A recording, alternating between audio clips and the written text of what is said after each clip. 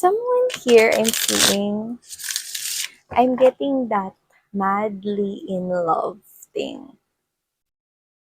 Either you, but I'm sensing it's another energy. This could be the person you're dealing with. Madly in love. Yeah, madly in love. But hindi ko masabi-sabi yung with you kasi it looks like there is something here that's meron pa tayong ibang dapat malaman. So, I don't know. Let's find out. But there's something here madly in love with someone and let's see.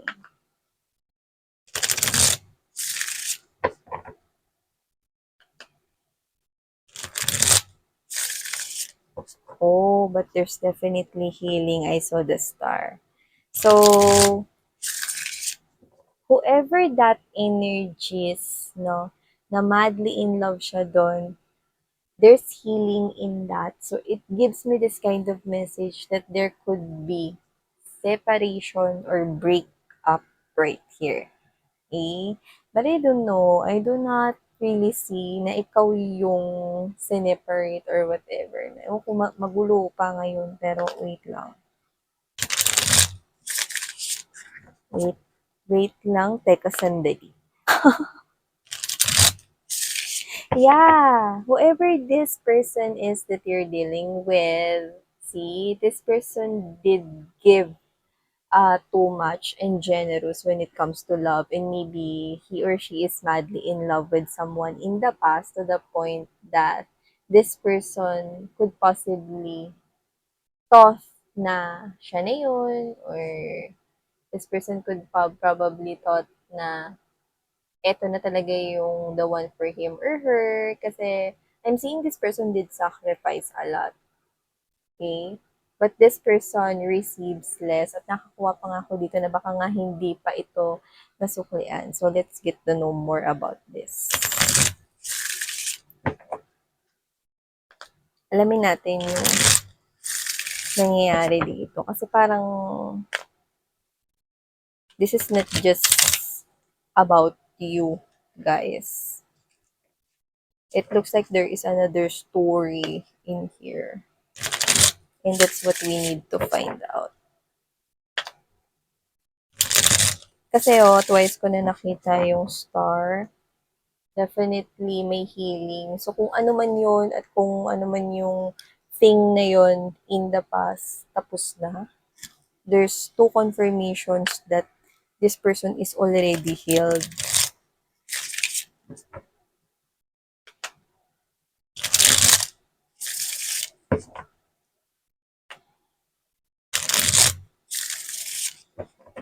Okay.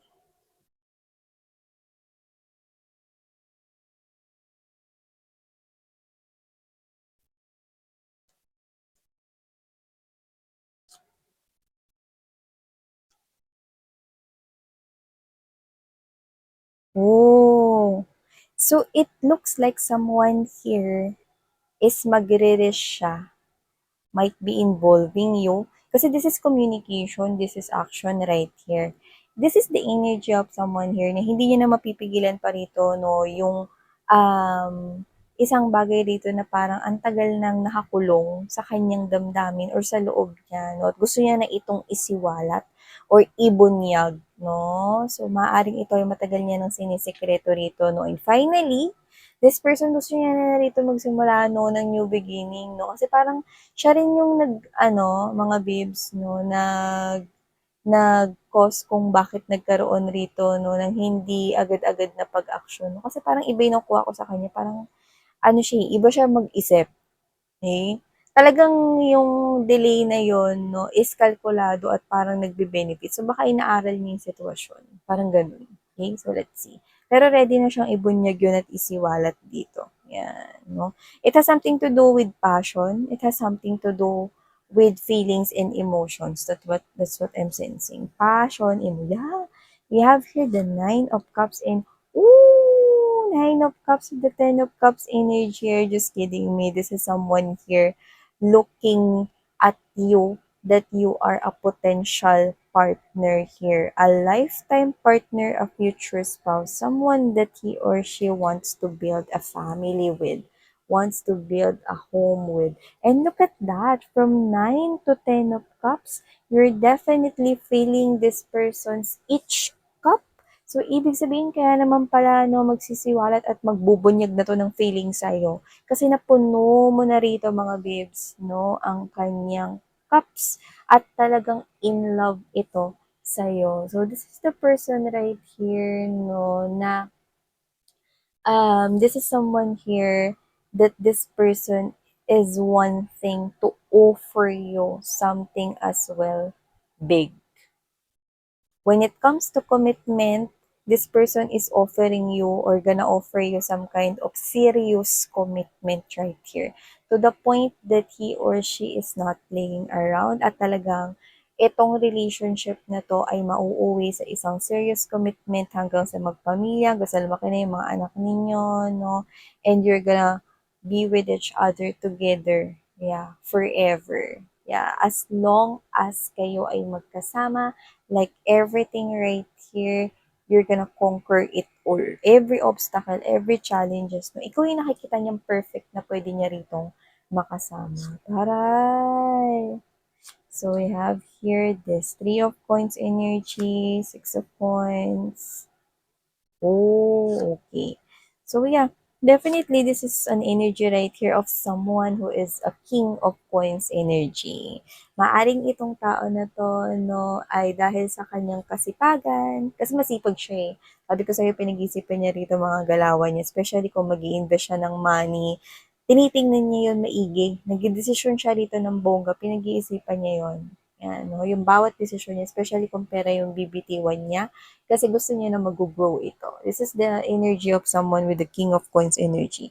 So definitely, this person here is having this kind of baka nakaka-LL or nakakaluwag-luwag siya sa life or may kaya siya sa life. So yeah, pwedeng siya ay with high honor, pwedeng mataas ang posisyon niya sa pinagtatrabahuhan niya, or pwedeng CEO or baka business owner din siya. So wow, definitely you've got someone here no na pinag-iisipan. Kaya pala sabi ko sa inyo eh, siya yung klase ng tao rito no, na nagkaroon man rito ng a little delay, okay?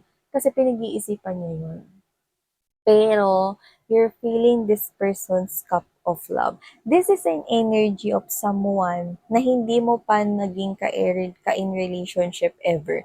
So, this is the vibe of someone here na feels like new, kasi puwedeng bago pa lang siguro siya dumating sa buhay mo, but I'm also getting that this person right here is embodying that new energy kasi wala namang naging kayo or hindi naman pa naging kayo. Okay? Pwedeng matagal na siyang nasa life mo pero hindi naman kayo nag-start ng something romantic with whoever is this. And this person here is about to explode, ibunyag sa inyo itong sekreto niya, no, na siya ay may gusto sa'yo, no? In love na nga siya sa'yo, yung nakikita ko rito, no? At ang maganda, this person is an achiever. Successful siya with the Three of Coins. Pagdating sa pera, wala tayong problema doon. Kasi siya yung may stability. Itong tao na to ay may kakayahan na rito, mga babes, no? Na magkaroon ng maayos na pamumuhay at mabigyan, no? Ng magandang pamumuhay ang kanya rito magiging pamilya. Alam mo kung ano nakukuha ko sa kanya rito, mga babes, no? I'm seeing an energy of someone here, no, na kung meron man, kasi actually, kanina ko pa nasisense, no, na maaaring meron pa rito isang energy. Kasi may lumalabas rito, no, na meron ditong isang outside energy na nanghihinayang. Yeah, and I'm gonna tell you about that later. Let's keep moving. So we have here the Knight of Swords energy. So yeah, this person is a busy person, might be workaholic, pero kasi marunong siya magplano ng schedule niya.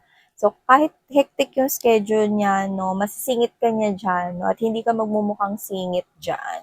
So, whatever the case may be, this is the type of person right here who can manage time at mukhang ito ay dahil palagi niya na itong ginagawa at nakasanayan, no, na perfect niya na rito, mga babes, no, ang pagmamanage ng time. So, hindi tayo nagkakaroon ng problema rito pagdating sa time. Like, definitely, smooth sailing tayo dito, which is very good kasi may mga ibang mga energies or may mga iba tayo rito individuals, diba, na mga kilala sa life, no, na nahihirapan na maglaan ng time because they cannot multitask or do other things at the same time. But this person here is someone na nag embodies rito, no, ng uniqueness pagdating sa time management. Kaya niya yan, mga babes, no, na pagsabay-sabayin at maglaan rito ng time for that. So, hindi ko nakikita mapapabayaan kayo nitong person na to. No? Tsaka dito, with the Knight of Swords energy, I'm seeing this person here. Definitely looking for something. Yeah, so yun yung nakikita ko dito. Okay? Ooh, we've got here the Queen of Coins energy. Perfect match in here. See, look at that. We have here the King of Coins and there's that Queen of Coins. See, nasa buhay mo na siya kasi harapan na kayo dito. Tinan mo, babes. Oh, nasa life mo na ito, no? At yung iba, no, papasok na to sa buhay ninyo. Yung iba aamin na lang, no? Kasi hindi pa kayo nagkaroon ng history ever. Pero pwedeng matagal na siyang may namumuong love for you. Yung iba, maaari magsimula pa lang to, no? Baka papasok na ito, no? Sa inyong life ngayon. So, papasok na siya, no? I-enter na siya, no? This is a new energy for you guys, no? If this person isn't in your life yet. So, nakikita ko rito that this person, maaari mo siya maging katrabaho or baka katrabaho mo na siya but doesn't have to be. But this person will appreciate you and will work things out with you, definitely. And with the temperance right here, we've got the two of cups, no? This is my bartender, the temperance.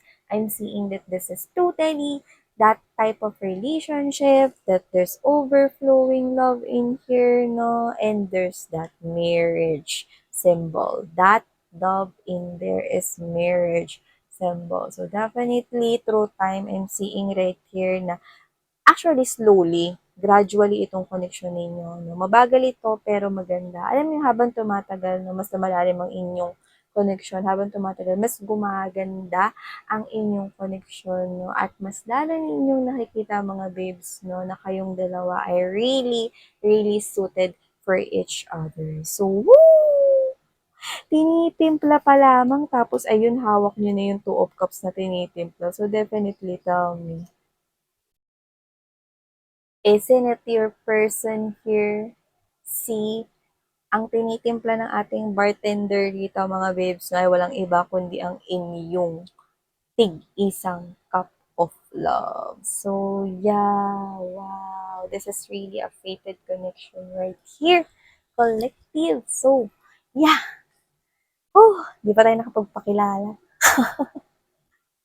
Hi and hello new subscribers. By the way, my name is Yan. And to the returning subscribers, thank you so much for coming back right here. So yun nga, 'di ba? Timeless ito, wala tayong gender, no? Pero matagal na ito nasa buhay ninyo para sa iba. At para sa iba, pwedeng papasok pa lang. Okay? Let's not get fixed with the sign kung may ma-mention man or what.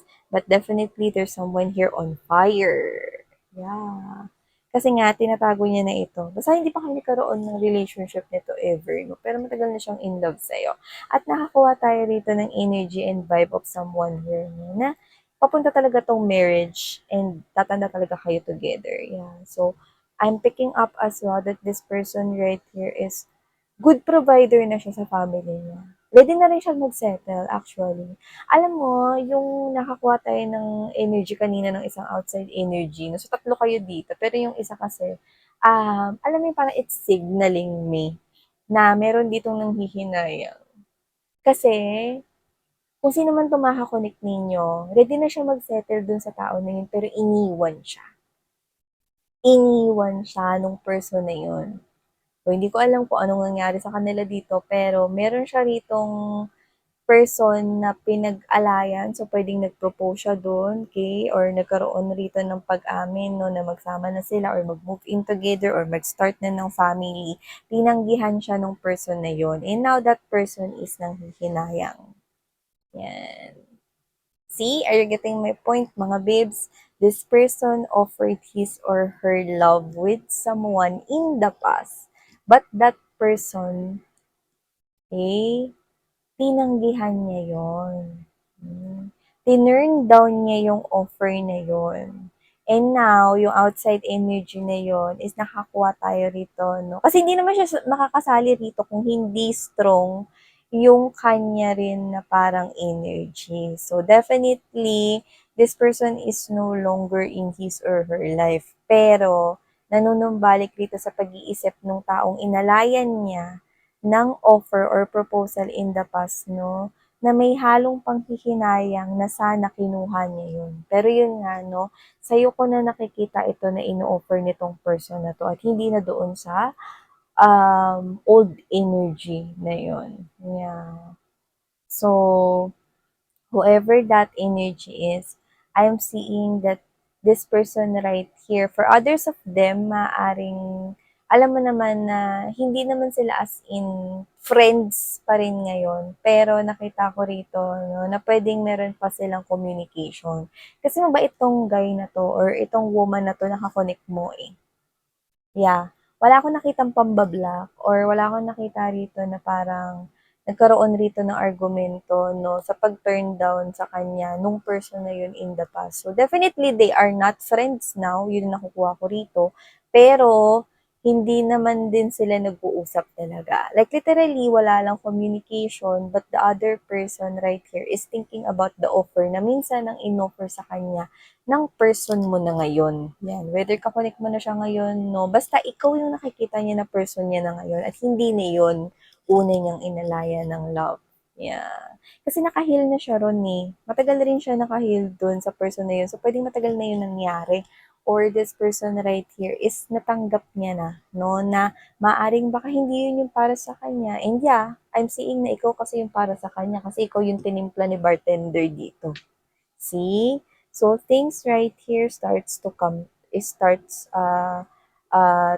to light right here, and I'm seeing that definitely, no, yung turn ng mga events dito is swaktong-swakto lang, no, for you guys. So nakita ko rito na ikaw pala kasi talaga yung nararapat para sa kanya. So things did not work out in the past. It is because hindi kasi yun yung tamang puzzle piece kasi ikaw yung tamang puzzle piece. Yeah, see? You got that? So, ibig sabihin, no, this person did search right here, okay, through his life na nag-focus siya rito sa kanyang work. Kaya siguro siya rito nagkaroon ng stability sa life niya kasi mas lalo siya rito nagsipag. Yan, no? Siya rito mga babes, no, i-divert niya ang kanya ritong loneliness, sadness, pagkadismaya dun sa pag-turn down ng offer niya sa kanyang trabaho, no? Pero noon pa yun, lumipas na yun, no? See? Lumipas na yun, pero may isang tao rito nang hihinayang doon sa kanya, no? Pero I'm not seeing, no, na may gagawin na action yung person na yun. Kung sino man yung past na yun. Okay? Kasi nakikita ko na parang medyo may hiya sa kanyang energy dito. Yeah. And definitely, if you're worried, no, na parang, miss yan, paano kung nawala na yung hiya nun? Baka mamaya, lumapit siya sa person ko at ano, baka naman maging marupok pa yung person ko bumalik dun. Yan. No, I'm not seeing that, honey. Kasi the King of Coins energy is someone here na nag embodies ng isang Taurian energy but doesn't have to be na Taurus siya. Ibig sabihin, no, meron siya rito ang klase ng energy na once na nakapag-desisyon na siya, hindi na yun masisira at mababali pa. So, ibig sabihin, kahit na lumapit, magmakaawa, o sabihin na natin, sige, magsumamo, yung nauna kaysa sa'yo, okay, it will not work. It doesn't matter. Okay? So, do not worry about that. Kasi, hindi ko nakikita na babalikan niya pa yon. Lalo na nakikita ka niya rito with the 9 to the 10 of cups. Na-feel mo na yung lahat ng cup na ito. So, there's no going back. There's no going back na mangyayari. Okay? So, pwede ka nang homing at pwede ka na rin mag-Netflix and chill dyan. Ay, nood kaya ng mga ano, no, previous nating mga collective readings kasi yung mga continuations sometimes napupunta doon. Yeah, timeless kasi ito mga babes. So, kaya pag nanonood kayo, if you are being drawn to that reading, kahit na super uploaded yun, it doesn't matter kung kailan. Basta kung na-drawn kayo dun sa reading na yun, ibig sabihin, it is just the right time for you to hear that message. Okay? So yeah, you will definitely have someone right here that is really destined to be with you. So, wow! Thank you so much, collective. So, sarang yung love and life. 안녕.